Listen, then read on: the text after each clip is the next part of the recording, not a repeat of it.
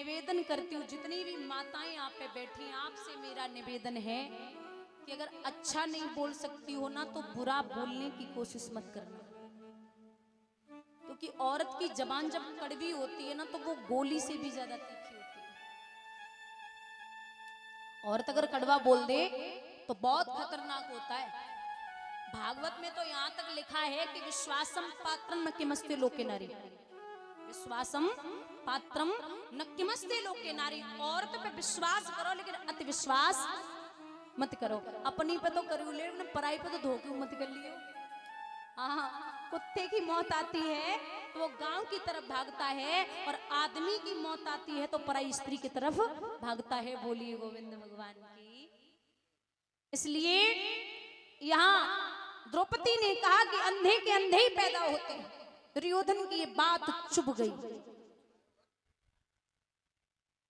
वापस आया, मामा शकुनी से कहा कि मामा हमें द्रौपदी के वचनों का बदला लेना है। मामा शकुनी जुए में बड़ा निपुण था। आपको बताऊं, बर्बादी के तीन ही रास्ते हैं, जुआ, सट्टाबाजी और शराब। शराब का मतलब होता है सा माने सड़ाती है, रा माने रुलाती है, और बा माने बर्बाद करती है। बोलिए गोविंद भगवान की।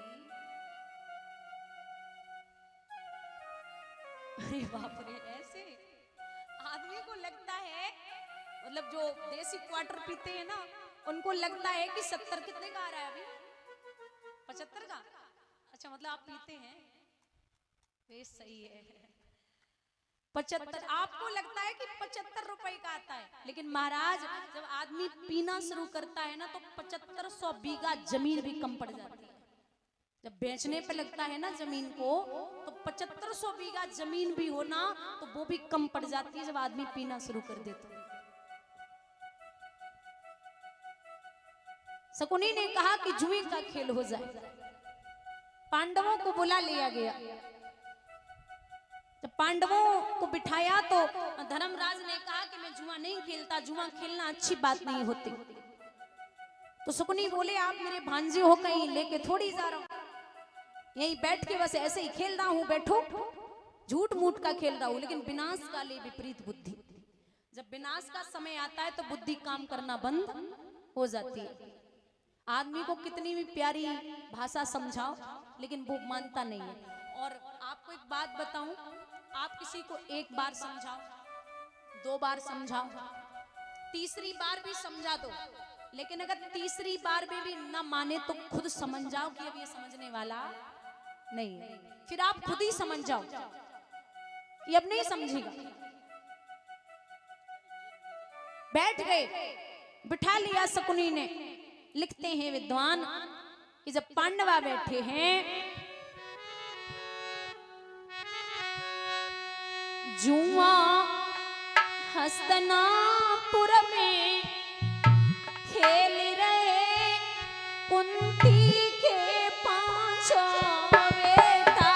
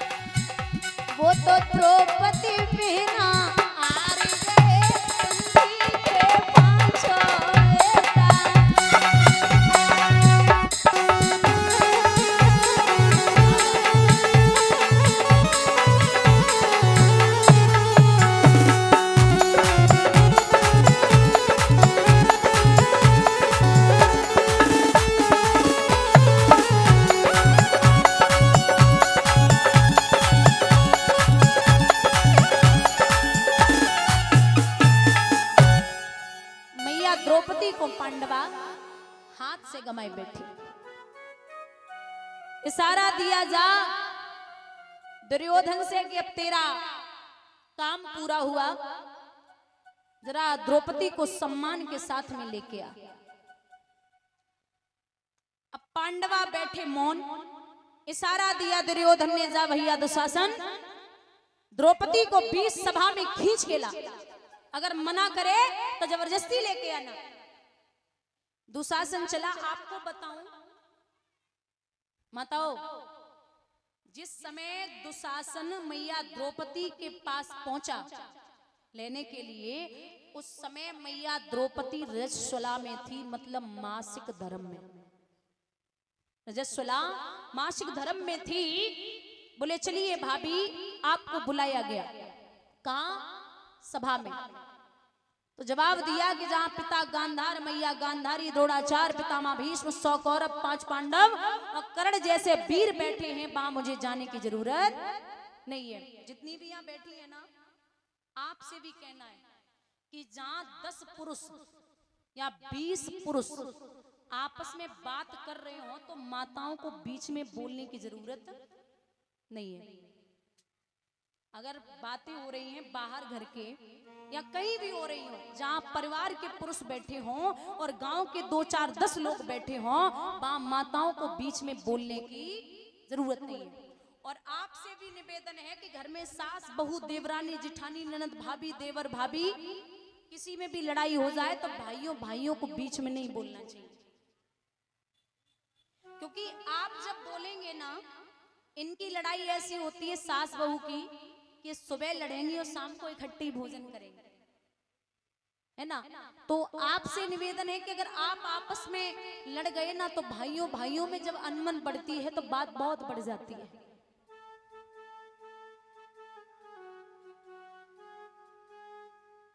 भाई जो होता है ना, यहां तक विद्वानों ने लिखा है कि जब भी परिवार में विघटन हो, जब भी कोई तकलीफ हो, सब दुनिया साथ छोड़ जाए, लेकिन भाई अगर वफादार है, भाई अगर साथ देने वाला है, तो भाई के अलावा भाई को कुछ दिखाई नहीं देता। और मैंने शायद कल भी आपको बताया था कि अगर 4 भाई हैं और चारों के बढ़िया से घर बने हैं, क्योंकि घर जो होता है ना, उसे बनाने में आदमी की पूरी जिंदगी लग जाती है भैया, लेकिन मकान बनाने में ज्यादा देर नहीं लगती। अब आप सोचेंगे कि मकान और घर एक ही बात होती है, ऐसा नहीं है। मकान, अगर आपकी जेब में पैसा है ना, तो ईंट, गिट्टी, बालू, सीमेंट, सरिया जो भी है आप इकट्ठा कर लो और मकान बना के तैयार कर लो। लेकिन उसे घर बनाने में जो घर का मुखिया होता है, उसकी पूरी जिंदगी लग जाती है उस मकान को घर बनाने में। जो घर का मालिक होता, मालिक ऐसे ही नहीं बनते, ऐसे ही मालिकी नहीं दे दी जाती। मालिक का मतलब है कि चाहे किसी ने भी कुछ बोल दिया हो, चाहे बेटे ने कुछ बोल दिया या फिर बेटी ने कुछ बोल दिया या पत्नी ने कुछ बोल दिया या माँ ने या बाप ने कुछ बोल दिया, सबकी बर्दाश्त करके रह जाए, भाई असली मालिक मुखिया होता है। बर्दाश्त कर ले और बैठ के समझा दे, क्योंकि मैं समझाती हूं कि दिमाग ठंडा, जेब गरम, जुबान नरम, आंखों में शर्म और दिल में रहम, फिर आपके परिवार को कोई नहीं बिगाड़ सकता। दिमाग ठंडा, जेब गरम, जुबान नरम, आंखों में शर्म और दिल में रहम, इतना आदमी के अंदर हो तो फिर उसका कोई कुछ नहीं बिगाड़ सकता। परिवार में विघटन हो ही नहीं सकती। जरूरी नहीं कि आपके घर में 2.5-3 लाख की डाइनिंग टेबल पड़ी हो, उस पे आप बैठ के भोजन करते हैं, ये जरूरी नहीं है। लेकिन जरूरी ये है कि अगर 4 भाई हैं और चटाई बिछा करके आंगन में चारों प्रेम से भोजन करते हैं, सुबह लड़ाई हो जाए और शाम को इकट्ठे बैठ के हाथ पकड़ के गले मिलके भाइयों को बिठा ले और आपस में बैठ के भोजन करें, उससे बड़ा स्वर्ग दुनिया में दूसरा नहीं।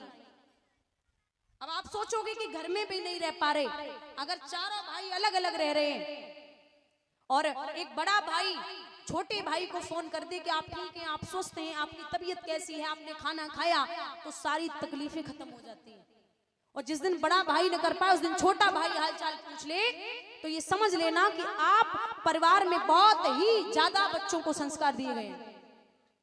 मैं हमेशा कहती हूं लोगों को कि आपका बेटा कार मांगे और कार न दे पाओ तो चलेगा, लेकिन अगर संस्कार नहीं दिए तो जीवन बर्बाद हो जाएगा। एक बाप जो होता ना, पिता, आप यहाँ पिता भी बैठे हैं, एक जो बाप होता है, बाप बूढ़ा हो जाए और बेटा ये बोल दे कि तुम कुछ नहीं, वो तुम्हारे हिसाब से ही काम होगा, तुम जो बोलोगे पिताजी वही हम करेंगे।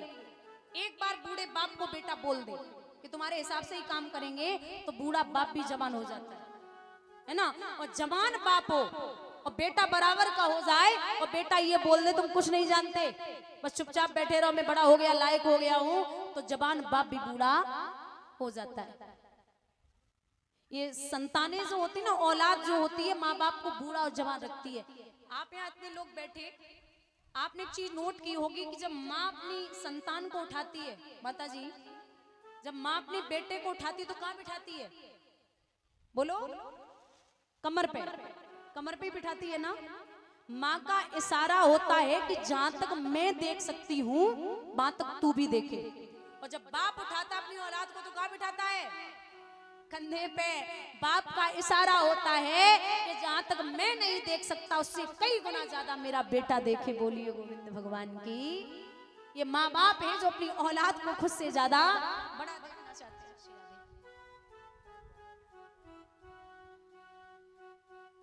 दुर्योधन का भेजा हुआ दुशासन द्रौपदी से कहता है कि चलिए, तो मना करती है, मैं नहीं जाऊंगी। केसों को पकड़ा, खींच के ले जाने लगा। आप जीवन में किसी की भी इज्जत न कर पाओ, लेकिन दो लोगों की इज्जत जरूर करते रहना। पहली है माँ और दूसरी है पत्नी। माँ वो है जो आपको दुनिया में लेके आई है, और पत्नी वो है जो अपनी दुनिया छोड़ करके आपकी दुनिया बनाने आई है। बोलिए गोविंद भगवान की।